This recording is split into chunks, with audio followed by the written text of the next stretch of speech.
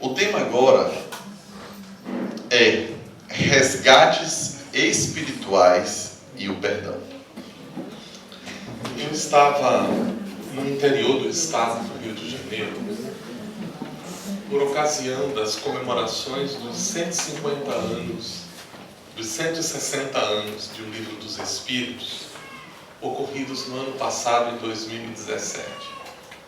À noite, havíamos feito uma palestra sobre os aspectos filosóficos da doutrina espírita e as suas profundas implicações na transformação dos indivíduos que a compreenderam e a transformaram em bússola direcionadora de sua existência.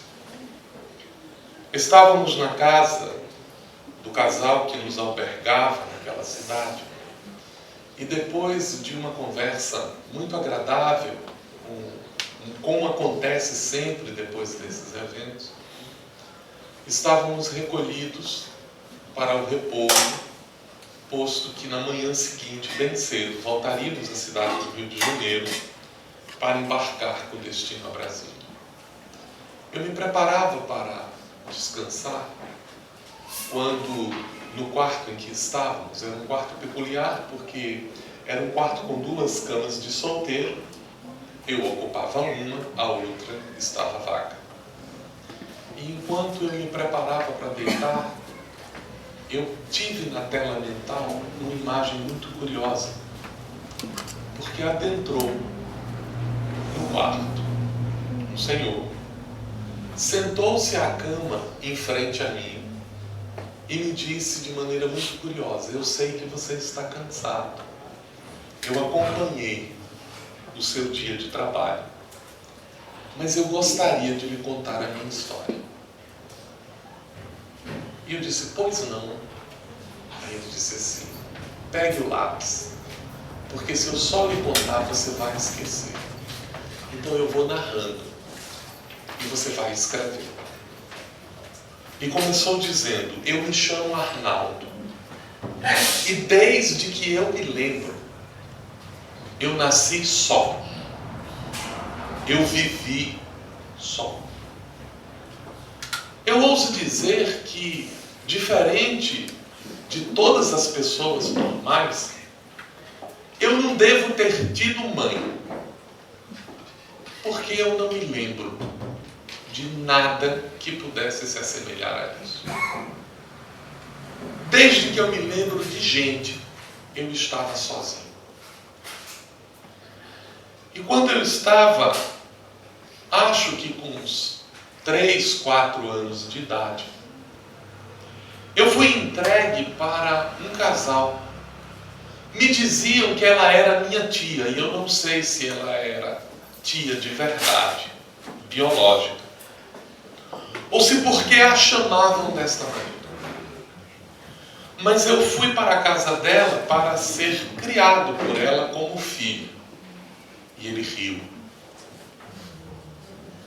e completou: como se isso fosse possível.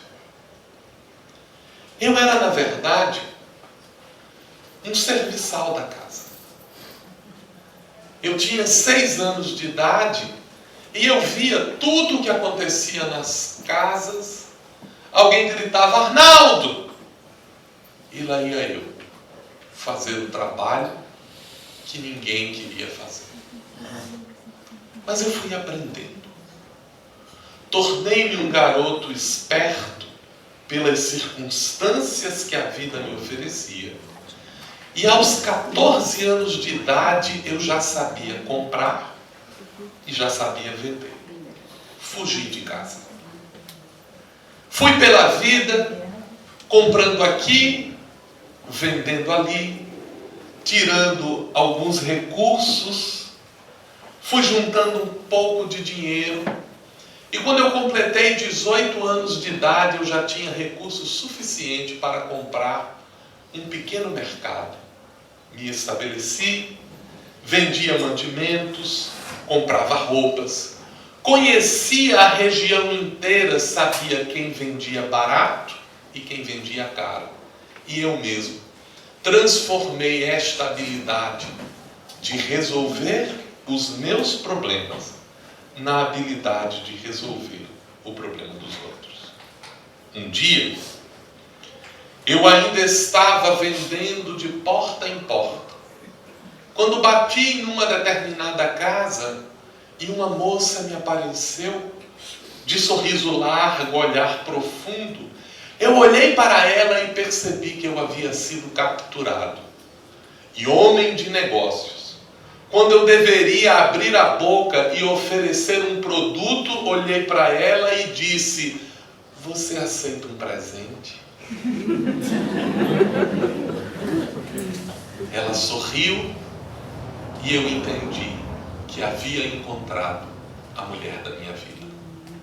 Casamos-nos. Em pouco tempo nasceu o nosso filho e pela primeira vez na minha vida, eu senti que eu não era um homem sozinho. Eu tinha uma esposa que amava e eu tinha um filho que era o sonho dos meus sonhos. Mas por pouco tempo. À medida que Arnaldinho crescia, eu fui perdendo ele para minha esposa. E fui perdendo a minha esposa para ele. Ela já não tinha olhos para mim. Eles se completavam. E como foi na minha vida, eu era aquele que sobrava. Fui me dedicando ao trabalho, deixei o tempo passar. Arnaldinho foi ganhando ares de criança enquanto perdia a tessitura de bebê, quando ela me disse que estava grávida. Pouco tempo depois, soubemos que se tratava de uma menina e eu planejei a minha vingança. Esta seria a minha filha, não a filha dela. Da mesma forma como ela tomou o meu filho de mim, eu tomaria a filha dela. Na minha cabeça eu imaginava eu e a minha filha em um clima de felicidade exclusivo. E como era eu que detinha os recursos, eu os deixaria não passar necessidade, mas eles não teriam nada além do necessário. No meu ambiente de trabalho, conversava com um rapaz, servidor da minha mercearia, um rapaz jovem chamado Osvaldo, com quem eu estabelecera uma relação de muita confiança, porque Osvaldo tinha quase que a mesma história que eu, à exceção de que a mãe era viva e ele convivia com ela, mas trabalhou desde muito cedo porque precisava sustentar a família. E nós nos afeiçoamos e ele tinha muito respeito por mim e eu confiava por tratar-se de um homem honesto e bondoso. Contei-lhe dos meus planos e ele me dizia: seu Arnaldo, não faça isso. Eu retrucava com ele: eu tenho direito de ser feliz. E ele dizia: seu Arnaldo, a felicidade é um direito de todos. Um dia, Osvaldo chegou para mim e me disse que precisava ausentar-se do trabalho por um tempo incontável. Soubera que a mãe estava doente e precisava ir cuidar dela. E por isso mesmo não poderia continuar trabalhando até que resolvesse a situação com a mãe. Eu olhei para ele e me senti abandonado. Era a única pessoa em quem eu confiava e ele iria me deixar. Eu contei estritamente o que eu devia a ele. nem um centavo a menos, mas nem um centavo a mais. Entreguei-lhe e disse: siga a sua vida. 3 dias depois que Oswaldo saiu, eu estava no meu trabalho quando o apaguei. Não saberia dizer exatamente o que aconteceu, porque para mim foi como se eu tivesse piscado, fechado os olhos, e por um tempo maior do que o costume, quando eu abri, eu estava num lugar diferente. A minha cabeça doía, o meu corpo estava em frangalhos, eu estava num hospital quando entrou uma mulher. Olhava para mim com um carinho desmensurado. E eu sentia aquele carinho me preenchendo. E ela dizia: Arnaldo, eu sou a sua mãe. E eu não conseguia entender. Minha mãe? Ela disse: eu morri no seu parto. Não consegui cuidar de você em vida, mas passei a minha vida cuidando de você. E estou aqui para lhe amparar, mas eu preciso lhe pedir uma coisa.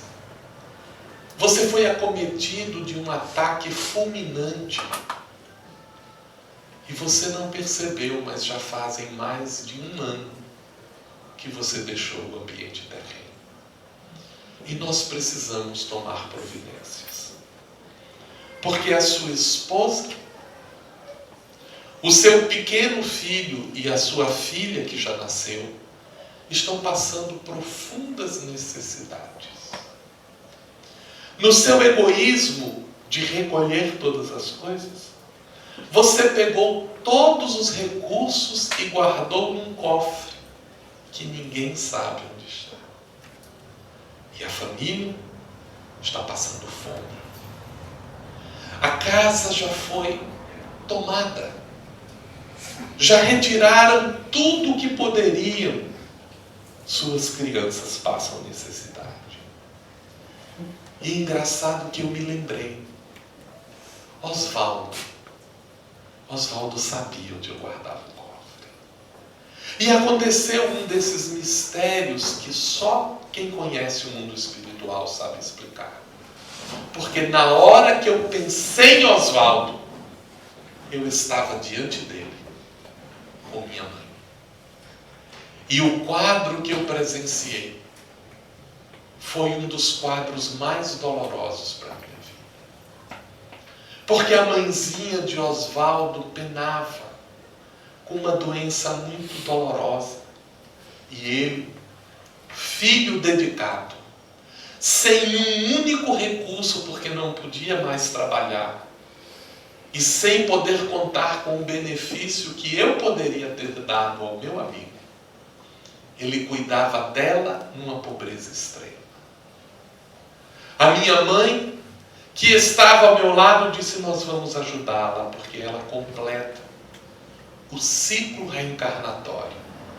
E ainda esta noite será desligada pelos benfeitores espirituais. Eu olhei aquele rapaz com um carinho tão extremado. E pela primeira vez na minha vida eu senti que eu não estava só. Não porque o outro não estava comigo, mas porque pela primeira vez eu estava com o outro. Aquela noite, a mãezinha dele desencarnou. E para o meu extremo sofrimento, enquanto ele orava a Deus, pedindo para que amparasse a sua mãezinha, para minha surpresa, no meio da prece, ele disse: obrigado, meu Deus, porque agora eu posso voltar para ajudar o meu amigo Arnaldo. Ele não sabia que eu havia desencarnado. Arrumou as coisas, voltou para a loja, a encontrou fechada. Foi até a minha casa e soube que a minha esposa passava necessidades e foi até ela. Quando chegou, soube do que tinha acontecido e disse à querida Marta: você não vai passar necessidade. Seu Arnaldo tinha um cofre e eu sei onde estão os recursos. Voltou a casa, ao quarto específico na mercearia, onde estavam os recursos que eu guardava, abriu um sótão escondido com cuidado, retirou um imenso cofre e, mais do que entregar a minha esposa moeda por moeda, ofereceu-se para administrar os nossos recursos. Homem habilidoso, reabriu a mercearia, quitou as dívidas, desenvolveu novamente a situação de bem-estar da minha família. E eu confesso que senti uma lágrima escorrer quando num certo dia Arnaldinho correu para ele, abriu os braços e disse: papai, eu, que havia convertido meu coração num poço de ingratidão e solitude, chorava agora por ver as almas que eu amava exercitando o amor. Eu sorri e ele disse: mas o melhor ainda vinha. A minha esposa Marta apaixonou-se por Osvaldo. Eles casaram para minha felicidade. E um dia, eu estava na casa de minha mãe, no mundo espiritual. Ela chegou sorridente e me disse: Arnaldo, temos uma surpresa para você. Você terá uma outra família. Outra família, mamãe? É, meu filho. A vida prossegue. E eu perguntei a ela: a senhora vem comigo? Ainda não. Você voltará aos braços de Marta. Você será filho dela. E eu fiquei contente quando soube de meu pai que o meu nome seria Osvaldo Júnior.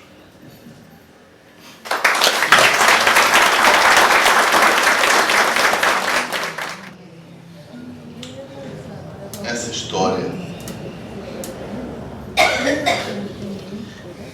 é para a gente pensar um pouco sobre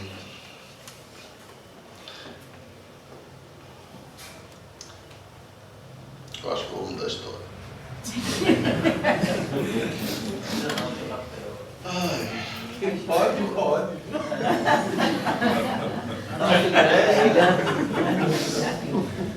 Eu ia me desesperar procurando a história, não eu vou mudar.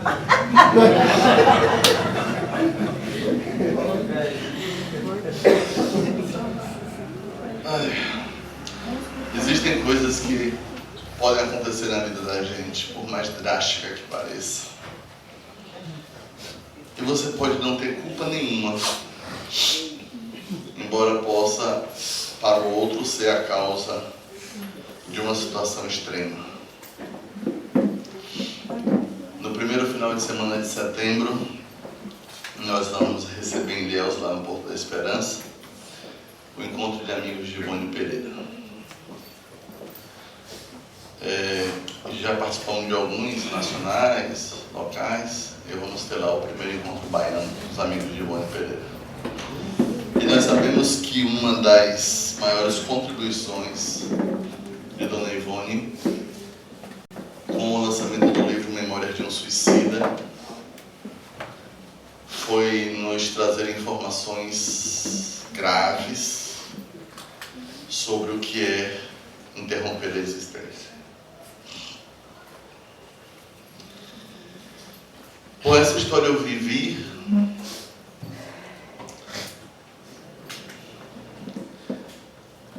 acho que ninguém sabe. Eu já me apaixonei muito. muito. E já amei muitas pessoas e amo. E na adolescência eu tive uma namoradinha. E o diminutivo é só uma forma carinhosa. Tu sabia?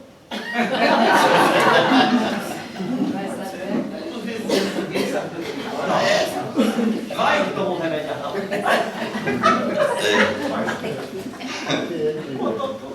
E aí, assim, foi uma coisa rápida. Na época a gente chamava de paquera, alguns encontros, nada de sexual. Naquela época tinha disso. E essa moça foi embora, mudou de cidade. E eu lembro que ela perguntou assim, e agora? Eu disse, agora a gente acaba. E ela disse, mas eu gosto muito de você. E eu disse para ela, eu também gosto de você, mas você vai embora. Foi bom. Tá? É bom a gente gostar das pessoas. E ela foi embora. E tudo bem. Passado alguns meses, talvez anos, encontrei uma prima dela e ela me disse, olha, ela continua muito triste, ela chora muito, porque vocês terminaram. E eu lembro que eu sorri, e eu acho que um sorriso meio de nervoso, e disse, mas não tem como se namorar estando em lugares, morando em lugares diferentes, naquela época, e sendo filho de uma família pobre. E ela fez, eu sei, mas ela sente muito sua falta. Passou mais um tempo, e aí meses, talvez mais um ano, e eu encontro a prima dela, e ela me disse assim, eu tenho uma coisa para lhe contar. Você diga. Ela foi para o convento.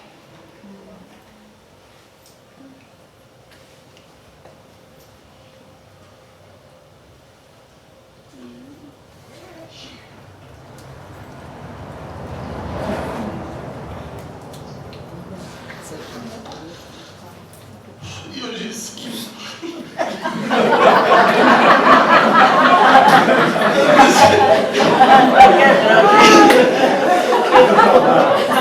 Desculpa, eu perdi a compostura.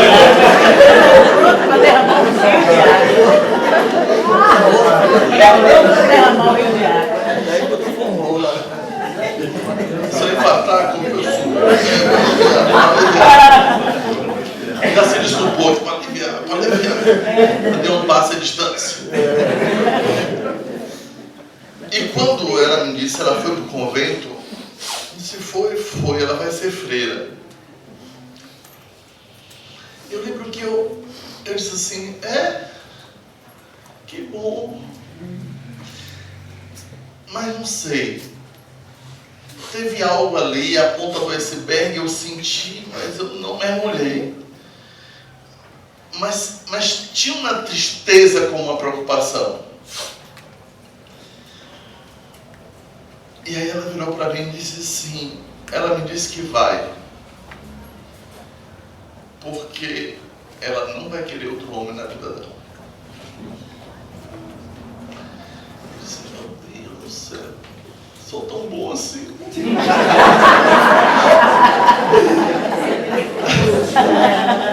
Olha, eu tô, e assim, sério. Tem mais aí, viu? Passaram-se mais uns 2 anos e encontrei essa prima dela novamente triste. E ela virou para mim e disse assim, eu tenho uma notícia ruim para lhe dar. Ela cometeu suicídio.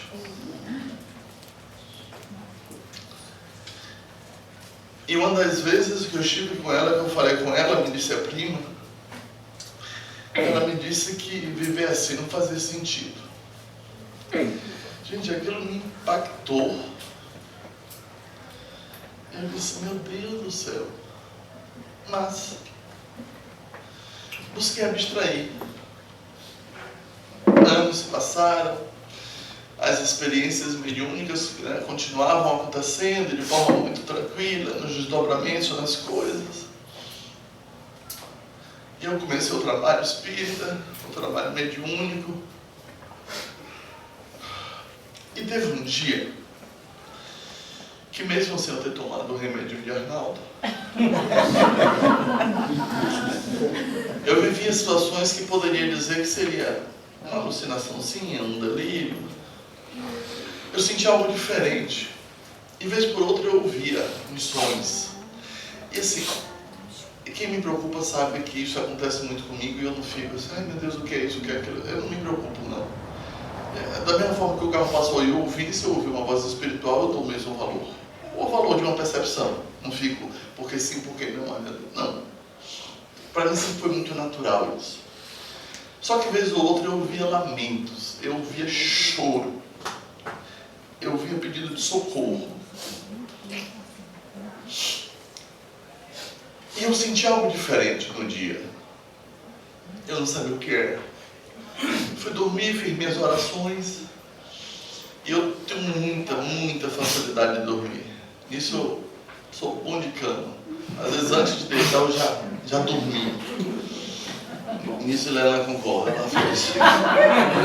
Pelo menos nisso. E aí quando eu saí do corpo, estava Dr. Hans e Samuel me esperando. Assim, de uma postura, era me esperando de uma postura de espera. E aí quando eu vi os dois, eu disse assim, dose dupla, e o olhar introspecto. Ele me perguntou assim, está pronto? Eu respondi o que era habitual das atividades em desdobramento, mas eu sentia que a pergunta tinha algo mais. Ele disse, estou. E ele disse assim, você sabe que hoje é um dia especial. Eu disse, sei, assim, na minha mente consciente, não. Embora a intenção não fosse mentir, eu não achava que estava mentindo, eu disse, sei. E aí ele disse, vamos. E fomos. E fomos para uma região muito triste. Muito triste. E lá eu encontrei essa moça. E ali eu sentei na lama onde ela estava. Coloquei a cabeça dela no meu colo. E o engraçado é que assim, embora eu estado muito sofrido, ela conseguiu me identificar. E a primeira coisa que ela me disse foi assim, como você demorou.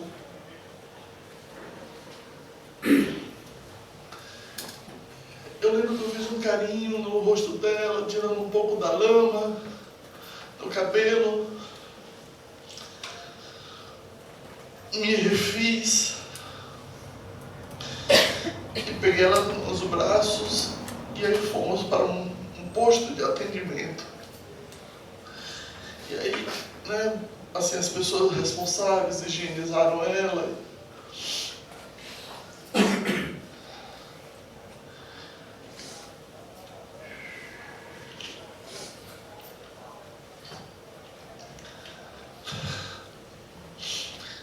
Na hora da saída, a gente, assim, aplicamos uns passes, ela alcançou uma certa lucidez.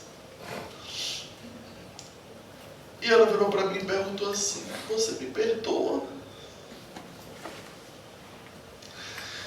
O meu impulso foi dizer a mesma coisa. Embora, assim, conscientemente eu não tivesse qualquer culpa, porque dois adolescentes bem novinho, não a desrespeitei em momento algum, nada.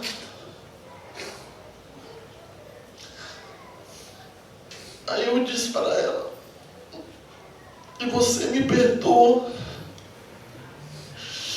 Nesse momento ela chorou muito. E pediu perdão pela fraqueza dela.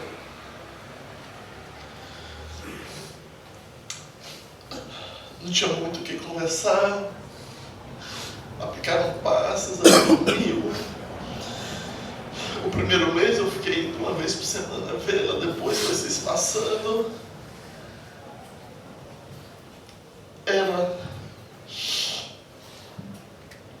Aí passei uma vez por mês, sempre visitava, ver como estava, ela foi se refazendo, foi se recuperando, passou a se envolver com as atividades espirituais. E de forma muito interessante, eu não sei até hoje onde e quando ela passou a me amar tanto assim. Não me deixaram ver. O meu sentimento por ela, de forma extremamente incrível, não é de um homem para uma mulher. Mas é uma pessoa que eu não tenho dúvida que eu amo. Mas não é de um homem para uma mulher. Isso é muito limpo. E alguns anos atrás, Samuel me leva novamente e me diz assim, você vai informá-la que ela vai renascer. Hoje ela é uma criança de 5 anos, que reside em outro estado aqui no Brasil. Essa noite, uma das coisas que eu fiz foi eu fui lá rapidinho.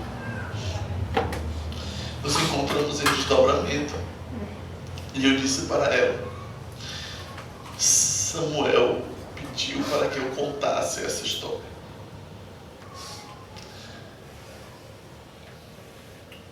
E eu disse para ela, por quê? Para que ela alcance a dimensão do perdão em relação a ela mesma. Em entendimentos espirituais e por uma decisão lá, ela aceitou nessa existência. Se ela quiser ser uma religiosa, ela vai poder. Mas ela não terá a possibilidade de uma união estável. Para que ela aprenda a se amar mais, a se relacionar consigo de forma melhor. E em desdobramento, e aí tendo uma maior consciência, e aí eu fui avisar, porque certamente as energias chegariam a ela, ia ter uma autorização, e aí ela me pediu uma coisa. Ela me pediu para que eu deixasse ela deitar no meu colo novamente. E aí eu coloquei ela no meu colo e ela quis ficar na posição em que ela foi resgatada. E aí ficou, eu alisei um pouquinho a cabeça dela e disse para ela, você sabe que eu tenho que ir. Eu tenho muita coisa para fazer. Ela olhou para mim com um sorrisozinho de criança e disse assim, sempre foi assim. Eu preciso aprender a lhe amar à distância.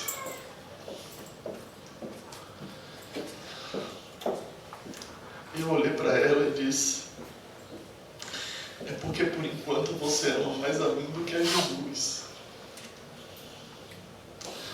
Vai chegar um momento que você vai conseguir amá-lo mais. Isso não significará que será menos para mim. Mas você vai amá-lo mais. E ao você fazer isso, você vai poder observar que você conquistou o seu perdão pelo que você fez.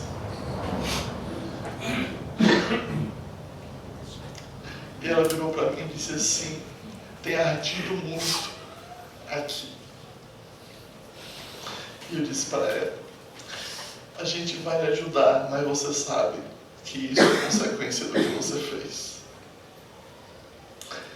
Aí ela virou para mim e disse assim: eu posso lhe pedir uma coisa? Eu disse: peça. Você me põe para dormir? Ela, espírito. E aí foi muito fácil, né? Só magnetizar que vai. E aí eu passei a mão na cabeça, e aí ela adormeceu. Nesta hora, Samuel aparece e diz assim: vamos. E eu fiquei com isso em mim. E assim, a cada dia que passa, a cada instante,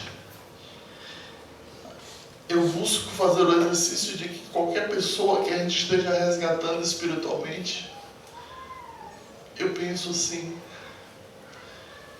na minha forma de pedir perdão, como uma ponte para que as pessoas se perdoem e para que elas se resgatem. E cada instante mais ganha força na minha vida a ideia de não julgar ninguém pelo que a pessoa fez. Porque cada um sabe, como diz Caetano, a dor e a delícia de ser o que é. E uma aprendizagem fantástica que eu tive nessa experiência foi ter a condição de não ir para o lugar fácil de se culpar por uma coisa que você não fez. Porque com muita facilidade a gente vai para o lugar da culpa.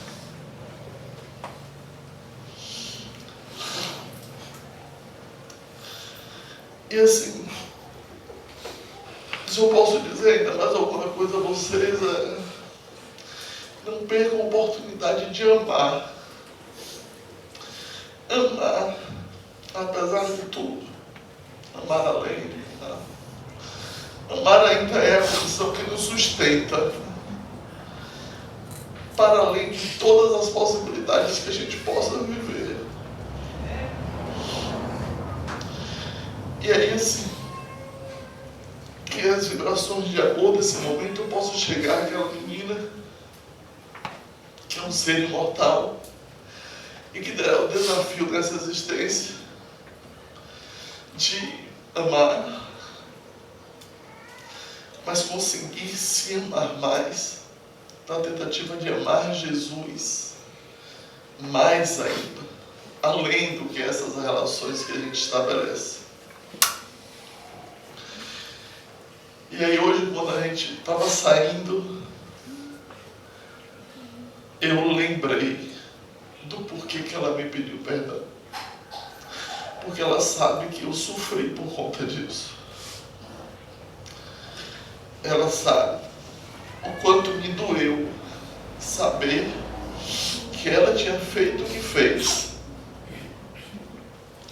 Por mais que eu não tivesse nenhuma intenção de gerar culpa em mim. Não tinha. E aí todas as vezes que eu lembro disso, eu penso a Jesus que a gente...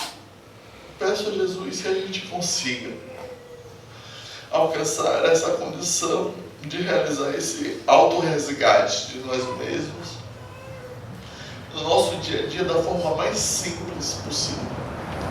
A gente pode atender bem, a gente pode ser sincero, a gente pode se desculpar, mas que a gente possa, acima de tudo, buscar amar cada instante que a gente vive, para que o perdão seja para nós uma lembrança, mas que não seja mais um artigo em que no dia a dia a gente tenha que usar constantemente, porque anda se maltratando e maltratando, porque anda se ferindo e ferindo, porque anda fazendo coisas que geraria a necessidade do perdão.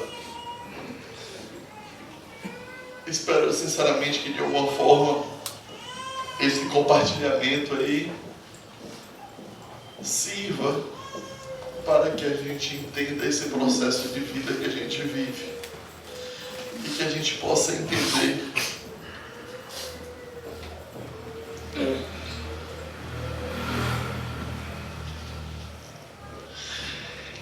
ninguém é o que é sem motivos. Todos temos os motivos silenciosos para encontrar forças para ajudar o outro, qualquer outro que seja. Quantas vezes outras pessoas dizem: estou cansado, isso é um abuso. E você, no seu silêncio, está no exercício de compreender que se Jesus não desistiu da gente, a gente não pode desistir de ninguém.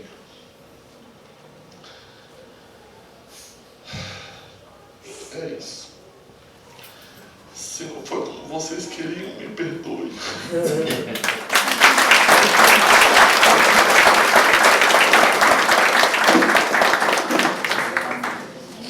Vamos inspirar profundamente neste momento. Inspirem. Mais uma vez. Soltem os braços.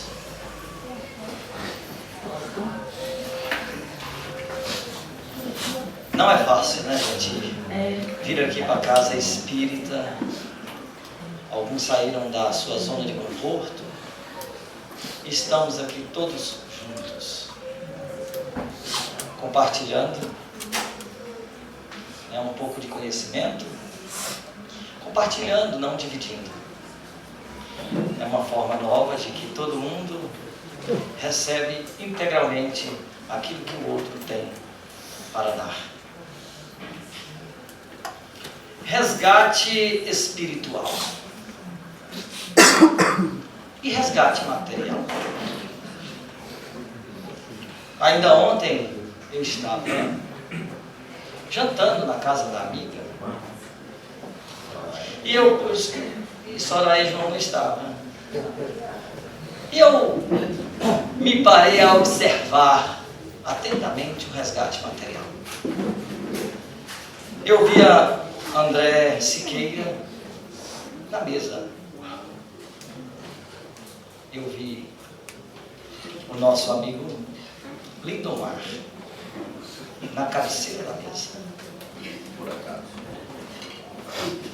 Desta vez o amigo Arnaldo não foi o primeiro. Eu via naquele momento o resgate material. Eu não acreditava na quantidade que esses dois indivíduos comiam. Sabe a síndrome da abstinência que traz no mundo espiritual e que volta para fazer a diferença?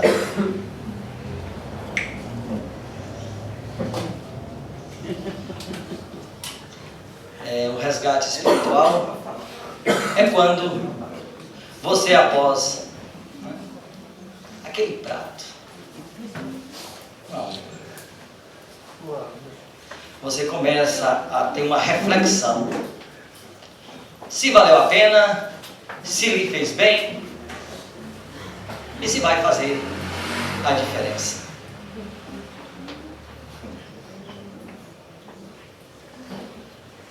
E hoje eu fui surpreendido com a Pavarotti. Não é Pavarotti, é a Pavarotti. E me deu uma inveja. Sabe, se existe inveja boa, me deu. Este vozeirão. Eu sei que vou te amar por toda a minha vida. Eu sei que vou te amar. Sabe que a doutrina espírita nos ensina que nós preexistimos ao nascimento. Nós preexistimos a esse momento e momentos anteriores que nós não nos lembramos, dado a providência, de não ter que se lembrar efetivamente. No livro de Emmanuel, psicografado por Chico Xavier, luz e verdade, verdade e luz, vai dizer que o perdão é essa possibilidade que Deus nos concede, que nos dá o alcance para que possamos resgatar as nossas faltas, mesmo que estejamos imersos no mar de lamas. Resgatar as nossas faltas. E eu sei que vou te amar. Sabe, naquele momento antes da gente reencarnar, que é explicado em um livro, a Gênese, que vem o esquecimento, o torpor, e nos tornamos o que tornamos. Antes um pouquinho, tem toda uma sociedade de espíritos, tem toda uma estrutura montada para o nosso nascimento, para termos a família que merecemos, em alguns a família que pediu, mas a nossa família que temos, os amigos, efetivamente é o que nos completa, é o que nos falta. E aí a gente entra em dificuldades. Nós começamos a enfrentar os leões do dia a dia, a luta, a batalha, e não nos damos conta de que nós estamos na melhor das oportunidades que já tivemos em toda a história da nossa vida, desde quando nós fomos, conforme o Livro dos Espíritos, criados simples e ignorantes. Talvez o namoro,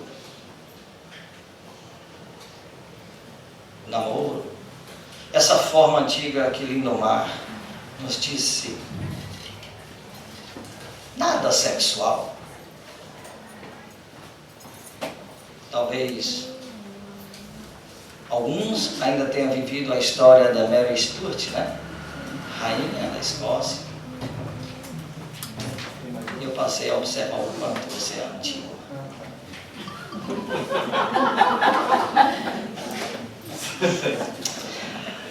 Então, nós temos a oportunidade nesta vida de resgatar as nossas faltas, por ser a melhor de todas.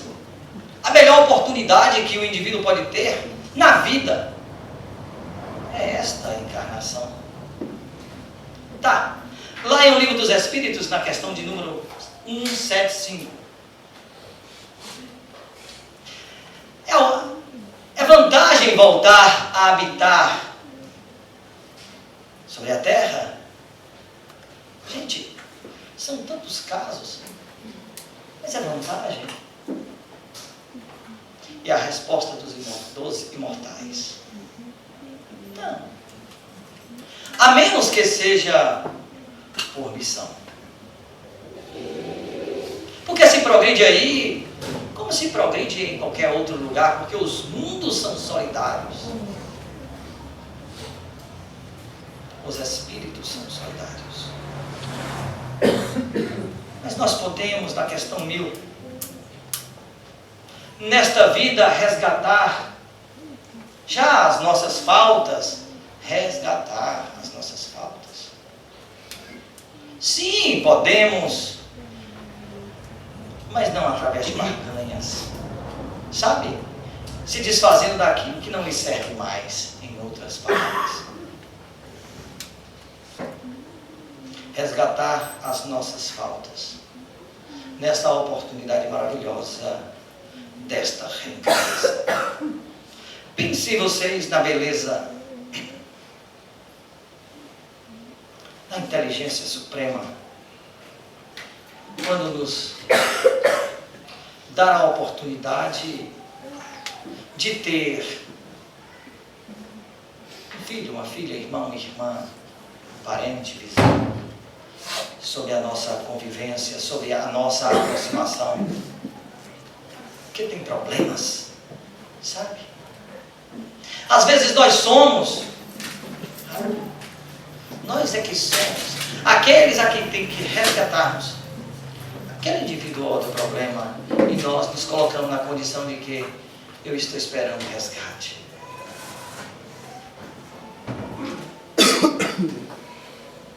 E uma criança foi levada ao centro porque a mãe queria resolver um problema, porque o filho dela, a criança, foi indicada a amputação das pernas. Chico, o que eu devo fazer com o meu filho? Me ajuda. Chico, siga a orientação médica. As pessoas que conheciam o problema se aproximou e falou, mas Chico, veja essa criança, cega, muda, surda, não tem os braços, e ainda assim vai amputar as pernas por uma gangrena. Chico, em que está valendo, em que valeu, para que serve esta reencarnação? Para que serve essa encarnação nesse corpo? Onde está a justiça divina? Chico parou um minuto e respondeu, olha, os benfeitores espirituais estão aqui nesse momento dizendo que ela deve seguir, que vocês devem seguir a orientação e a recomendação médica. Eles aqui me informam que esta criança cometeu nas últimas 10 reencarnações 10 suicídios. Mas, com um pequeno detalhe, nos momentos antes da reencarnação, ele pediu muito que os espíritos, os luminares, o acorressem, porque ele já tinha cristalizado a ideia do suicídio. A predisposição do suicídio já estava dentro do indivíduo. Então, eles informam, minha irmã, que mesmo ele só tendo as 2 pernas, já estava passando pela cabeça dele o suicídio novamente. Ele já estava calculando qual a ponte, porque queria respirar, ter um melhor ar. E ia para o 11º suicídio. Mas a espiritualidade não esquece. E acorreram com o problema na perna, porque ele pediu. É o resgate do mundo espiritual para o mundo material. E quantas vezes nós temos esta oportunidade de perdoar aqueles que estão na nossa convivência, que são necessários para que possamos resgatar as nossas vidas pelo outro. Conseguem perceber? Sabe aquele marido que bebe? Outro que tem câncer. Aí eu não aguento mais. Eu não aguento mais esta situação. Lembra que esta queixa, que você já está cheia, ou cheio, é a queixa do vazio. Você não vai encontrar lá fora aquilo que já está consolidado dentro.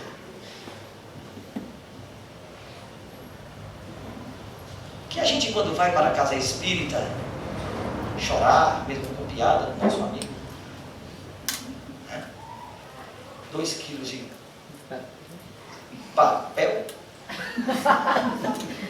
para o choro do glutão. Eu não caiu. Sabe?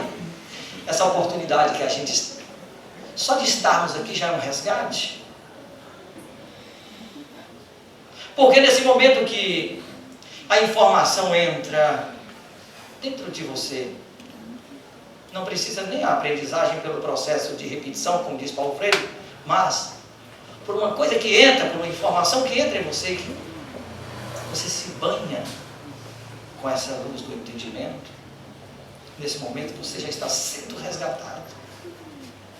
Resgate mental, espiritual, material, o que quiser dar. Porque uma vez que você aprendeu, você não esquece jamais, porque o espírito não regride. É o que a doutrina espírita nos ensina. Então a música Eu Sei Que Vou Te Amar, ela reflete justamente essa possibilidade de nós nos tornarmos melhores agora, sem esquecer, porque o esquecimento, sabe, a menos que seja por uma degenerescência, por um problema, você deve ressignificar. O esquecimento, eu diria que é a impossibilidade da possibilidade de você esquecer. E então construir a sua nova história. Jesus nos abençoe.